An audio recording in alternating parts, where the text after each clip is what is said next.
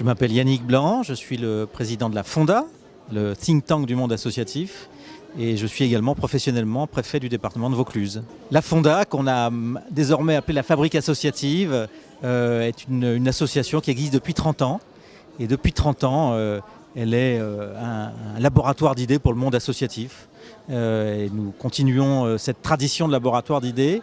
Depuis 2 ans, nous axons notre activité sur des ateliers de prospective du monde associatif. Ce projet de loi, il a donné lieu à un long travail d'élaboration, de concertation avec le monde de l'économie sociale et le monde des associations. Il joue un rôle important parce qu'il donne de la visibilité au monde de l'économie sociale. Il va lui apporter un certain nombre de mesures importantes, en particulier toutes les mesures qui permettent à des structures d'économie sociale de jouer un rôle dans l'économie tout court. L'intérêt de ce projet de loi, c'est bien sûr de donner une existence officielle à un certain nombre de structures de l'économie sociale, mais c'est plus encore de permettre au monde de l'entreprise, aux salariés des entreprises, d'avoir recours à des structures d'économie sociale, par exemple pour reprendre une entreprise qui est délaissée par ses actionnaires. Cet exemple-là, il est important. Il y a aussi dans ce projet de loi quelque chose auquel les associations tiennent beaucoup, qui est une définition légale de ce qu'est une subvention. Car aujourd'hui, les associations subissent le fait que les décideurs publics craignent toujours qu'une subvention soit requalifiée en marché public. Donc ils ont tendance à utiliser davantage l'appel d'offres et le marché public que la subvention. Tout ça, ce sont des points importants qui montrent que cette loi va permettre à l'ensemble de l'économie sociale d'être plus facilement reconnue, pas seulement sur le plan symbolique, mais dans sa vie quotidienne, dans ses actions concrètes. Je pense que ce qui est important, c'est que ce qui relève de l'économie sociale et ce qui relève de l'économie de marché tout court sont en contact et, si j'ose dire, en contamination réciproque. C'est-à-dire que les entreprises d'économie sociale ne peuvent vivre que si elles sont économiquement efficaces. Mais les entreprises tout court ont souvent besoin de l'économie sociale pour se développer. Dans mon département, par exemple, c'est une association de chefs d'entreprise qui a lancé une initiative de covoiturage pour leurs salariés. Et cette initiative est en train de devenir un système de covoiturage pour tout le territoire du département.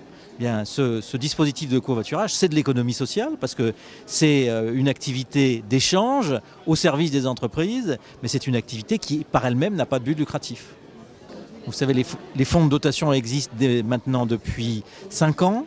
Ils ont profondément modifié le paysage des fondations, puisqu'il est beaucoup plus facile de créer un fonds de dotation que de créer une fondation.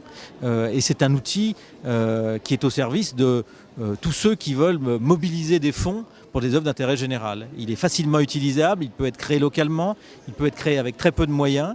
Il est donc en effet au service de l'innovation sociale.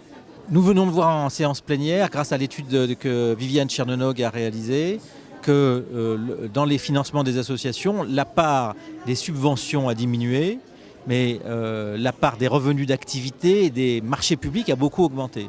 Donc c'est dans leur activité que les associations trouvent une partie de plus en plus importante de leurs ressources. Le mécénat, lui, il reste à un niveau extrêmement modeste puisqu'il évolue entre 4 et 5% des ressources des associations. Il faut aujourd'hui, les associations, elles ont besoin de diversifier leurs ressources. Et donc elles ont besoin de trouver de nouveaux types de partenaires et surtout d'inventer de nouveaux types de partenariats, d'alliances stratégiques avec des acteurs du monde économique. On peut penser notamment à ce qu'a fait le WWF avec un certain nombre d'entreprises pour les accompagner dans leur démarche de responsabilité environnementale. Mais il y a aussi des associations dans le secteur de l'éducation, de la formation, de la lutte contre l'illettrisme qui accompagnent des entreprises qui ont des démarches de qualification de leur personnel. Et le succès du forum montre que les responsables d'associations ont besoin de se rencontrer. Ils ont besoin d'améliorer leurs informations, je dirais, professionnelles, techniques, juridiques, comme celles qu'on donne ici dans les ateliers. Mais c'est un lieu où on se retrouve régulièrement, où on échange, où l'information circule. Et ça, c'est très important pour le monde associatif, bien sûr. La fusion, c'est une solution dans certaines situations, et en particulier dans certaines situations économiques. où on a besoin de faire des économies d'échelle. Le phénomène est absolument comparable à celui qu'on connaît dans le monde de l'entreprise. Mais il y a bien d'autres moyens de mettre des ressources en commun.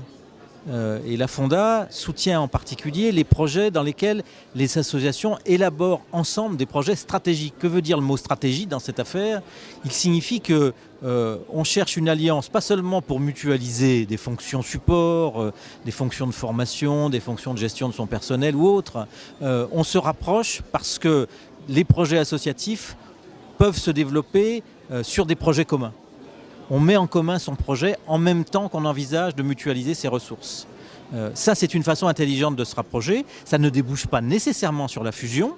Ça peut déboucher sur la création de structures communes, mais ça peut éventuellement se terminer par une fusion. Mais dans mon département, par exemple, plusieurs associations du secteur social, du secteur qui travaille sur l'insertion et sur la jeunesse, sont en train de se rapprocher pour élaborer une stratégie commune pour avoir face aux services, aux partenaires publics, aux financeurs publics, un projet stratégique plutôt que de se présenter en ordre dispersé comme des prestataires de services.